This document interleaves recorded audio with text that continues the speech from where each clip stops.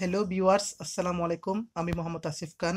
আমি আজকে আলোচনা করব তোমাদের আইসিটি বইয়ের ৩য় অধ্যায়ের সংখ্যা পদ্ধতি বা নাম্বার সিস্টেম নিয়ে। আমি যেসব টপিকসগুলো আজকে আলোচনা করব সেগুলো আমি এখানে খাতায় লিখে রাখছি। নাম্বার সিস্টেম কি, বিস্তারিত আলোচনা, বেস বা ভিত্তি কি, পজিশনাল ও নন পজিশনাল সংখ্যা কি, বাইনারি, অক্টাল, ডেসিমেল ও হেক্সাডেসিমেল সংখ্যা কি। তোমরা যদি আমার এই ভিডিওটা ভালো করে খেয়াল করো বা মনোযোগ সহকারে দেখো, তোমরা এই জিনিসগুলো নিয়ে বিস্তারিত বুঝতে পারবে আশা করি। সংখ্যা পদ্ধতি কাকে বলা হয়? কোনো সংখ্যা পদ্ধতি কাকে বলা হয়? কোনো চিহ্ন বা অঙ্ক বা প্রতীক পাশাপাশি লিখে সংখ্যায় প্রকাশ করার পদ্ধতিকেই সংখ্যা পদ্ধতি বলা হয়। মনে করো আমরা অঙ্ক বলতে বুঝি 0, 1, 2, 3, 4, 5, 6, 7, 8, 9। এই দশটি অঙ্ককে আমরা এই 10টি প্রতীককে আমরা অঙ্ক বলতে বুঝি। এই অঙ্ক এই অঙ্কদ্বয় পাশাপাশি লিখে, মনে করো একটা অঙ্ক 1 আর একটা অঙ্ক 2, তাহলে পাশাপাশি লিখে আমরা একটা সংখ্যায় প্রকাশ করছি। এই সংখ্যাটা হচ্ছে 12। ঠিক আছে? তাহলে এই সংখ্যাটাকে প্রকাশ করার পদ্ধতি, যে পদ্ধতিটা রয়েছে তাকে বলা হয় কি, নাম্বার সিস্টেম বা সংখ্যা পদ্ধতি বলা হয়। তাহলে দেখো, নাম্বার সিস্টেমের প্রকারভেদ তো আমি এখানে লিখে রাখছি। নাম্বার সিস্টেম দুই প্রকার, একটা নন পজিশনাল সংখ্যা পদ্ধতি বা পজিশনাল সংখ্যা পদ্ধতি। অর্থাৎ সংখ্যা পদ্ধতি দুই প্রকার, নন পজিশনাল সংখ্যা পদ্ধতি, পজিশনাল সংখ্যা পদ্ধতি। নন পজিশনাল সংখ্যা পদ্ধতি কাকে বলা হয়? যে সংখ্যা প্রকাশের সময়, যে সংখ্যা লিখার সময়, যে সংখ্যা আরেকটু সহজভাবে বললে, যে সংখ্যার মান যে সংখ্যার মান তার অবস্থানের উপর নির্ভর করে না, তাকে বলা হয় নন পজিশনাল সংখ্যা পদ্ধতি। মনে করো অবস্থান বলতে বোঝাই কোন একটা সংখ্যার ওই একক স্থানীয় মান কত এবং দশক স্থানীয় মান, এবং হচ্ছে তোমার ওই বেস, এবং তারপর হচ্ছে তোমার মানে বিভিন্ন ধরনের বোঝায় আর কি, মানে কোথায় আছে। তাহলে নন পজিশনাল সংখ্যা হচ্ছে এমন একটা সংখ্যা যে সংখ্যার মান তার পজিশনের উপর ডিপেন্ড করে না, তাই কি বলা হয়? নন পজিশনাল সংখ্যা পদ্ধতি বলা হয়। যেমন ধরো যেমন ধরো তখন নন পজিশনাল সংখ্যা পদ্ধতি ব্যবহার করতো আমাদের এই প্রাচীন যুগের মানুষরা। তখন সংখ্যা আবিষ্কার হয় নাই বিধায় তারা কি করতো, কোনো একটা জিনিস গণনার সময় বা কোনো জিনিসপত্র গণনার সময় তারা কি করতো, নুড়ি পাথর বা বিভিন্ন ধরনের রোমান সংখ্যা বা বিভিন্ন ধরনের কাঠি ব্যবহার করতো। তো মনে করে 1 গুণার জন্য তারা ব্যবহার করতো একটা কাঠি, 2 গুণার জন্য 2টা কাঠি, 3 গুণার জন্য তারা ব্যবহার করতো 3টা কাঠি, তাহলে 4 গুণার জন্য 4টা কাঠি। ঠিক আছে? তাহলে এখানে কাঠিগুলো এখানে এককের ঘরে একটা, মানে 2 করার সময় একক দশক, মানে এভাবে 2টা, 3 করার সময় একক দশক শতক। দেখো কাঠিগুলো যদি আমরা কি করি, একক দশক শতক, এটা 3 গুণার সময় ওরা 3টা কাঠি ব্যবহার করতো।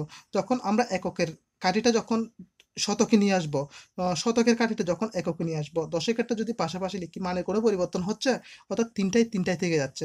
সেজন্য বলা হয় যে সংখ্যার মান তার পজিশনের উপর, অর্থাৎ তার অবস্থানের উপর, তার একক স্থানের অবস্থান বা দশক স্থানের অবস্থান চেঞ্জ করলেও একই থেকে যাচ্ছে, কিন্তু একই থেকে যাচ্ছে, মানের কোনো চেঞ্জ হচ্ছে না বা পরিবর্তন হচ্ছে না, সেজন্য বলা হয় নন পজিশনাল সংখ্যা পদ্ধতি। তাহলে সেজন্য বলা হয় কি, নন পজিশনাল তাকে বলা হয় যে সংখ্যার মান তার যে সংখ্যার মান তার পজিশনের উপর অবস্থান করে না, তাকে বলা হয় নন পজিশনাল সংখ্যা পদ্ধতি। তাহলে বোঝা গেছে আশা করি।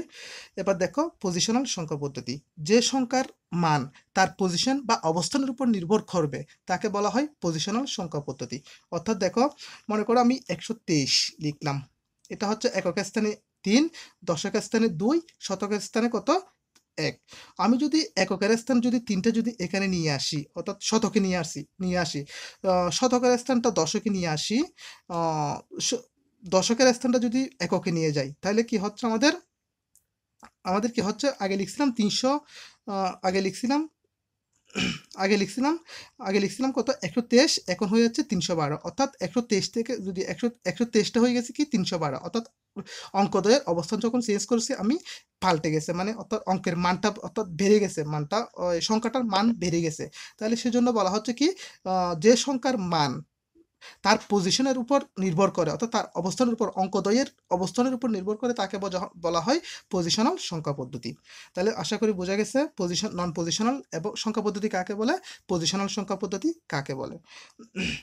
এবার আমি আলোচনা করব পজিশনাল সংখ্যা পদ্ধতিকে আবার চার ভাগে ভাগ করা হয়।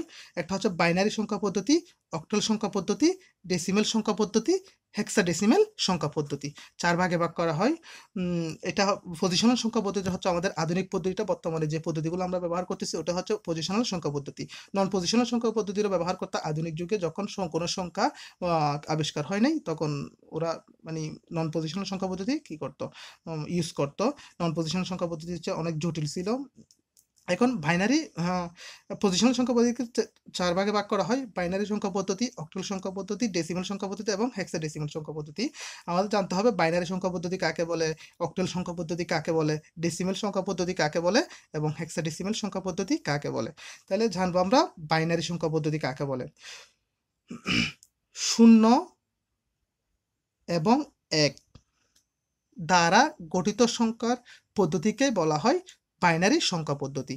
0 এবং 1 দ্বারা গঠিত সংখ্যা পদ্ধতিকে বলা হয় বাইনারি সংখ্যা পদ্ধতি। তাহলে বাইনারি সংখ্যা শুধু থাকবে কি 0 এবং 1।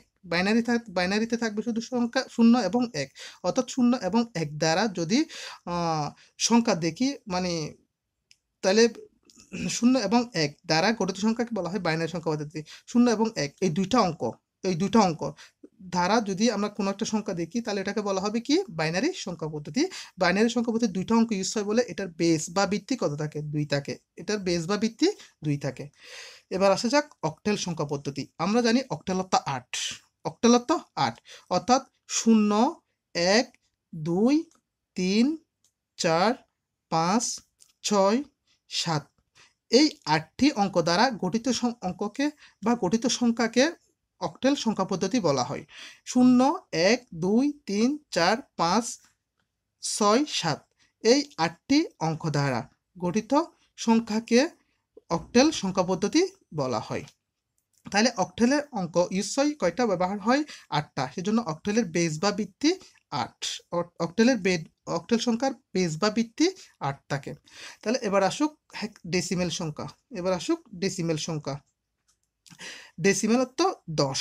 আমরা জানি ডেসিমেল অর্থ কি 10, অর্থাৎ 0 1 2 3 4 5 6 7 8 9। তাহলে এখানে 10টি অঙ্ক। এই 10টি অঙ্ক দ্বারা গঠিত সংখ্যার পদ্ধতিকে বলা হয় ডেসিমেল সংখ্যা পদ্ধতি। এই 10টি অঙ্ক দ্বারা গঠিত সংখ্যার পদ্ধতিকে বলা হয় ডেসিমেল সংখ্যা পদ্ধতি। অর্থাৎ এই সংখ্যাগুলো ইউজ হবে। ডেসিমেলে 10টি সংখ্যা ইউজ হয় বলে ডেসিমেলের বেস বা ভিত্তি 10, অর্থাৎ কোনো একটা ডেসিমেল লিখলে এর নিচে একটা 10 দ্বারা সূচিত করা হবে, অর্থাৎ এর ভিত্তি কত থাকবে, 10 থাকবে। হেক্সাডেসিমেল সংখ্যা পদ্ধতি। এবার আসা যাক হেক্সাডেসিমেল সংখ্যা পদ্ধতি। আমরা জানি হেক্সা অর্থ 6 এবং ডেসিমেল অর্থ 10, অর্থাৎ 6 আর 10 যোগ করলে 16টি, অর্থাৎ 16টি অঙ্ক দ্বারা গঠিত সংখ্যার পদ্ধতিকে বলা হয় হেক্সাডেসিমেল সংখ্যা পদ্ধতি। হেক্সাডেসিমেল সংখ্যাগুলো হলো 1 থেকে 16টি অঙ্ক থাকবে। তাহলে 0 1 2 3 4 5 6 7 8 9। 10কে এ দ্বারা, 11কে বি দ্বারা, 12কে সি দ্বারা, 13কে ডি দ্বারা, 14কে ই দ্বারা সূচিত করা হবে। তাহলে 1টা 2টা 3টা 4টা 5টা 6টা 7টা 8টা 9টা 10টা 11টা 12টা 13টা 14টা 15টা। তাহলে আরেকটা জিনিস থাকবে এফ, তাহলে 16। তাহলে এভাবে এই 0 থেকে f পর্যন্ত অঙ্ক দ্বারা গঠিত সংখ্যাকে বলা হয় হেক্সাডেসিমেল সংখ্যা পদ্ধতি। অর্থাৎ আমরা ওই 9 এর পর থেকে যখন 10 লিখবো, 10কে এ ধরতে হবে, 11কে বি ধরতে হবে, 12কে সি ধরতে হবে, 13কে ডি ধরতে হবে, 14কে ই ধরতে হবে, 15কে এফ ধরতে হবে। এটা হচ্ছে হেক্সাডেসিমেল সংখ্যা পদ্ধতিগুলো লেখার নিয়ম। তাহলে যে সংখ্যা তাহলে 16টি অঙ্ক দ্বারা গঠিত সংখ্যাকে বলা হয় হেক্সাডেসিমেল সংখ্যা পদ্ধতি। তাহলে আমাদের আলোচনায় কি নাম্বার সিস্টেম কি আমরা পেয়ে গেছি। নাম্বার সিস্টেম বা সংখ্যা পদ্ধতি কাকে বলা হয় বুঝিয়েছি। বেস বা ভিত্তি কি, কোন একটা সংখ্যার যতটা অঙ্ক দিয়ে কি করা হবে তাকে লেখা হবে বা তার প্রকাশ করা হবে তাকে বলা হয় বেস বা ভিত্তি বলা হয়। পজিশনাল এবং নন পজিশনাল সংখ্যা পদ্ধতি কাকে বলা হয় আমি বুঝিয়েছি। বাইনারি, অক্টাল, ডেসিমেল ও হেক্সাডেসিমেল সংখ্যা পদ্ধতি কি, অর্থাৎ সংখ্যা কি, ওগুলো আমি বুঝিয়েছি। আশা করি ভালো করে বুঝতে পারছেন। আসলে দেখেন, এখানে আরেকটি জিনিস একটু বুঝতে হবে। আমি আমি মনে করো বাইনারি সংখ্যার একটা উদাহরণ লিখি। বাইনারি সংখ্যার একটা উদাহরণ হলো মনে করো 0 1 1 0। এটা নিচে যখন বেস যখন 2 দেখব তাহলে এটা হচ্ছে কি বাইনারি সংখ্যা।